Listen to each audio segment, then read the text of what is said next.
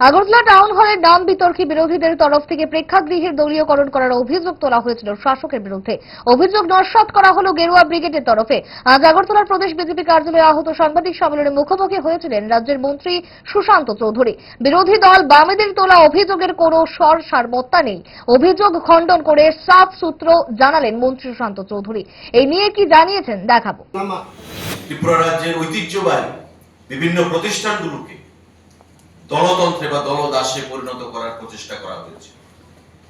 নতুন পরিচিতি দিয়ে প্রাক্তন মুখ্যমন্ত্রীর নামে, আপনাদের নেতাদের নামে, আগরতলা শহরের বিভিন্ন রাস্তাঘাটে আপনাদের নেতাদের নামে, কোন স্বাধীনতা সংগ্রামী জাতীয় স্তরে বা কোন রাষ্ট্রনায়ক জাতীয় স্তরে তাদেরকে সম্মান দেখিয়ে আপনারা কিন্তু কোনোদিন সেগুলো নামকরণ করার প্রচেষ্টা গ্রহণ করেননি। আমরা সম্মান দেখিয়েছি রাজ পরিবারকে বীর বিক্রমের নামে এয়ারপোর্ট উৎসর্গ করে। এটা বিগত দিনে ত্রিপুরা রাজ্যের উপজাতিরা বুঝতে পেরেছে 18 সালের নির্বাচনে, 23 সালের নির্বাচনে। তাই আপনাদেরকে উপজাতি অঞ্চল থেকে মুছে দিয়েছে, সারা রাজ্য থেকে আপনাদেরকে মুছে দিয়েছে।